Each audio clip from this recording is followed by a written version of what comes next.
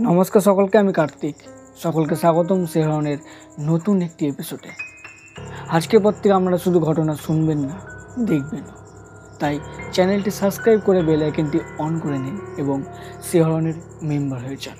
আজকে যে ঘটনাটা আমরা শুনতে চলেছেন, সেই ঘটনাটা ঘটেছে আমারই একটি বন্ধুর সঙ্গে। তার নাম সঞ্জু মল্লিক। সে একজন গাড়ির ড্রাইভার, গাড়ি চালানোর কাজ করে। ঘটনাটা যখন ঘটে তখন 2023 সাল। তখন দুর্গাপুজোর সময়, মানে দুর্গাপুজোর এক সপ্তাহ আগে, মহালয়ের দিন। সঞ্জুর কাছে ভোরবেলা একটি ফোন আসে। দিয়ে তখন ফোনটা সঞ্জু তোলে। তখন ওর স্যার বলে, সঞ্জু, তোমাকে একবার আসতে হবে তাড়াতাড়ি, আমার শাশুড়ি মা মারা গেছেন, যেতে হবে। দিয়ে সঞ্জু তখন ভাবে যে মারা গেছেন যখন, যেতেই হবে। এই বলে তখন ও বেরিয়ে পড়ে। যখন সঞ্জুর কাছে ফোন আসে তখন বাজবে মোটামুটি ভোর 5টা কি 6টা। তখন ও রেডি সেডি হয়ে বেরিয়ে পড়ে। দিয়ে স্যারের বাড়ি পৌঁছায়। স্যারের বাড়ি থেকে গাড়ি বের করে। তখন গাড়ি বের করার পর স্যারদেরকে চাপাই। তখন মোটামুটি বাজে সকাল 7টা কি 7:30 বাজে। তখন সবাইকে চাপিয়ে বহরমপুরের দিকে রওনা দিল। দিয়ে যেতে যেতে কিছু অসুবিধাও হয়েছিল, যেমন স্যারের ছেলে বমি করছিল, গাড়ির টায়ারে কিছু প্রবলেম হচ্ছিল, এসব টুকিটাকি প্রবলেম হচ্ছিল। দিয়ে এইভাবে যেতে যেতে মোটামুটি সময় লেগেছে 6 ঘন্টা। ওরা যখন বহরমপুরে পৌঁছায় তখন দুপুর 2টো বাজে। তখন স্যারের শ্বশুরবাড়িতে পৌঁছায়, সবাই কান্নাকাটি করে। তারপরে সঞ্জু টুকিটাকি কাজগুলো ওদের করে, যেমন নতুন কোনো লোক এলে তাদেরকে চা জল দেওয়া ইত্যাদি, এইসব টুকিটাকি কাজগুলো করে। তখনও লাশ আসেনি, তখন লাশ হাসপাতালে। তারপরে তার কিছুক্ষণ পরই লাশ নিয়ে আসা হয়। আর স্যারের শ্বশুরমশাইয়ের ইচ্ছা ছিল লাশটাকে লালগুলো নিয়ে গিয়ে পোড়ানোর। তাই সবাই মিলে কথাবার্তা বলে লাশটাকে লালগোলা নিয়ে যাওয়ার পরিচালনা হয়। দিয়ে আবার সবাই মিলে রওনা হয় লালগোলার দিকে। লালগোলায় যখন পৌঁছায় তখন মোটামুটি রাত্রি 8টা কি 9টা বাজবে।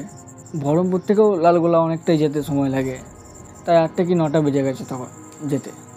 দিয়ে আবার সব শ্মশানে কাজকর্ম করে, মানে ঝিলে কাঠ তোলা, লাশটাকে ঘি মাখানো ইত্যাদি। আর সঞ্জু স্যারেদের এতটাই কাছে হয়ে গেছিলো, নিজের ফ্যামিলির মতো ভাবতো। সঞ্জু তখন লাশটাকে ঘিও মাখায়, ঘি মাখিয়ে ঝিলে তোলে পোড়ানো সব হয়ে যায়। পোড়ানোর পর তারপরে সবাই গঙ্গাতে স্নান করে। সবাই স্নান করে আসে। সঞ্জু তখনও স্নান করেনি। ও ভাবছে বাড়ি চলে যাবো রাত্রেবেলায় বাড়ি গিয়ে চান টান করে একবারে শোবো, তাহলে কোনো প্রবলেম হবে না। এই ভেবে ও চান টান করেনি। আর সবাই স্নান টান করে আসে। সঞ্জুকে তখন বলে, সঞ্জু তুমি স্নান করে নাও। স্নান করবো না কেন? বললো, না বাড়ি গিয়ে করবো, থাক। এই বলে সব কাজকর্ম ওখানকার কমপ্লিট হয়ে যায়। তারপরে আবার ওখান থেকে রওনা দেয় বহরমপুরের দিকে।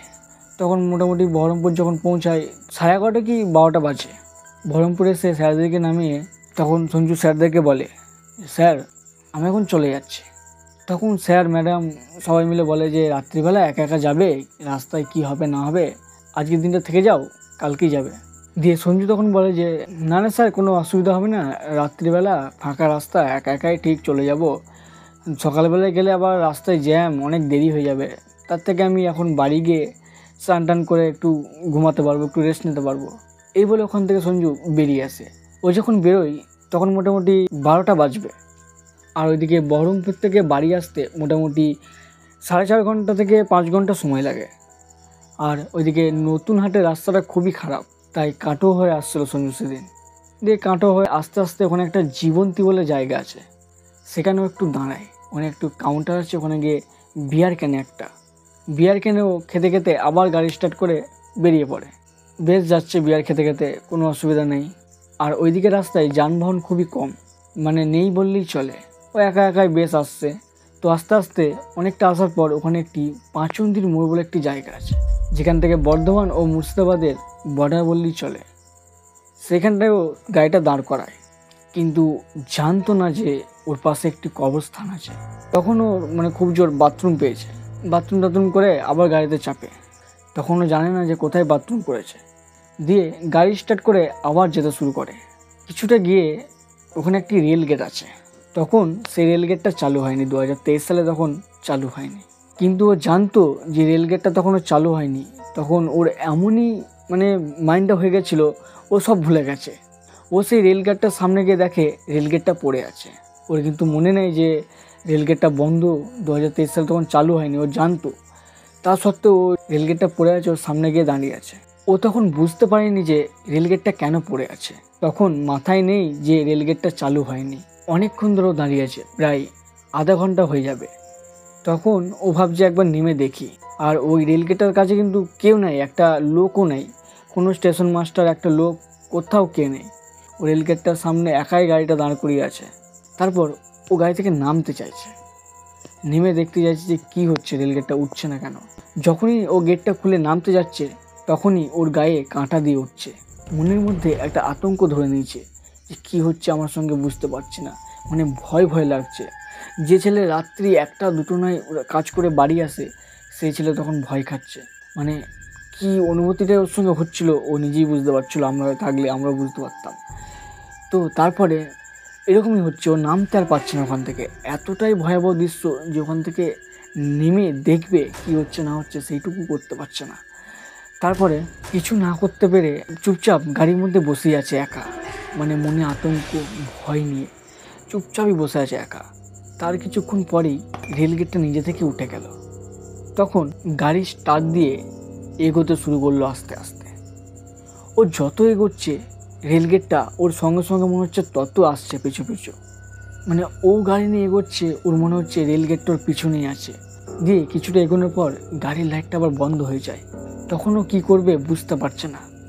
গাড়ির লাইট বন্ধ হয়ে যাচ্ছে, স্টার্ট বন্ধ হয়ে যাচ্ছে, কী করবে খুঁজে পাচ্ছে না। দিয়ে আবার যাও করে স্টার্ট করে 1 গিয়ার 2 গিয়ার 3 গিয়ার দিয়ে দিয়ে প্রচুর স্পিডে টেনেও বেরিয়ে যায়। কিছু না দেখে শুধু এই জায়গাটা থেকে পালাবো ভাবনা নিয়ে, মানে এত জোরে গাড়িটা টানছে, মোটামুটি 80-90 স্পিড হবে, টেনে গাড়িটাকে টেনে নিয়ে বেরিয়ে যায়। তারপর কিছুটা গিয়ে অনেকটা বড় ব্যাঁক পড়ে। সেই ব্যাঁকের গায়ে একটি মিষ্টির দোকান আছে। ও সেই মিষ্টির দোকানটা দেখে ভাবলো যে একটু দাঁড়ায়, মিষ্টির দোকানে চোখে মুখে জল নিই, আমার সঙ্গে কী হচ্ছে আমি বুঝতে পারছি না, কাকুটার সঙ্গে একটু কথাবার্তা বলি, দিয়ে বাড়ি যাব। দিয়ে করে ও গাড়িটা ব্রেক মারে, মিষ্টির দোকানটা একটু আগে গিয়ে দাঁড়ায়। দিয়ে গাড়িটা আবার একটু পিছিয়ে নিয়ে আসে। গাড়িটা পিছিয়ে নিয়ে এসে যেই দোকানের সামনে আনে, সেই দেখে দোকানটা আবার বন্ধ। ও কিছু বুঝতে না পেরে আবার গাড়িটা একটুখানি এগোয়, আবার পিছনে তাকিয়ে দেখে দোকানটা খোলা। এই করে আবারও পিছিয়ে নিয়ে আসে, আবার গাড়িটা পিছিয়ে নিয়ে এসে দেখে বন্ধ। মানে ও ভাবতে পারছে না ওর সঙ্গে কী হচ্ছে, আশ্চর্য ব্যাপার। দিয়ে আবারও গাড়িটা একটু আগে নিয়ে যায়, তখন দেখে দোকানটা খোলা। মানে ওর মাথায় তখন কাজ করছে না কী হচ্ছে ওর সঙ্গে। দিয়ে ও এবার সাহস করে বুকে যে গাড়ি থেকে এবার নামবই, যা আছে কপালে দেখা যাবে। দিয়ে সাহস করে গাড়ি থেকে নামে। দিয়ে পেছনে এসে দেখে মিষ্টির দোকানটা খোলাই আছে। মিষ্টির দোকানে গিয়ে কাকুটাকে জিজ্ঞেস করে, কী হচ্ছে কাকু বলুন তো, আমি এগোলেই আপনার দোকানটা খোলা, পিছলেই আমার দোকানটা বন্ধ হয়ে যাচ্ছে, কী হচ্ছে আমি কিছু বুঝতে পারছি না। তখন কাকুটা বলে, তোমার কিছু খেয়েছো নাকি, পাগলের মতো তুমি তো একবার এগোচ্ছ একবার পেছোচ্ছ। দিয়ে তখন সঞ্জু ওর আগেকার যে ঘটনাটা ঘটলো সব জিনিসটা পুরো বলে। তখন কাকুটা বলে, তুমি যেখানে বাথরুম করেছিলে সেই জায়গাটা হচ্ছে কবরস্থান। তখন সঞ্জু শুনেই ওর ভয় আরও বেড়ে গেল। দিয়ে কাকুটা বলল, তুমি একটু বসো, চোখে মুখে জল নাও, দিয়ে আস্তে আস্তে যাবে, আর এইখানে বেশিক্ষণ থেকো না, জায়গাটা খুবই খারাপ, আমার ছানা কাটা হয়ে গেলে আমিও বাড়ি চলে যাব। এই বলে কাকু সঞ্জুকে জল দেয়। সঞ্জু মুখ চোখ ধয়, একটু বসে, একটু দাঁড়ায়, গল্প করে। কাকুর ছানা কাটা হয়ে যায়, সঞ্জু তখন বেরিয়ে যায়। তারপরে বাড়ি আসে যখন মোটামুটি সকাল 7 থেকে 8টা বেজে যায়। তারপরেও বাড়ি এসে স্নান টান করে, সব ঘটনা ফ্যামিলিকে বলে। তারপর সবার কাছে খবর নিয়ে জানা যায় যে এই জায়গাটা এমনিতেই খারাপ জায়গা, তাই রাতেবেলায় একা আসা খুবই ভয়ানক ব্যাপার। আপনার সঙ্গে যদি এই ঘটনাটা ঘটতো আপনি তখন কি করতেন, কমেন্ট করে জানান। এই পর্যন্ত ছিল গল্পটি কেমন লাগলো কমেন্ট করে অবশ্যই জানাবেন। আর চ্যানেলে নতুন হলে চ্যানেলটি সাবস্ক্রাইব করে বেল আইকনটি অন করে নিন এবং শিহরণের মেম্বার হয়ে যান।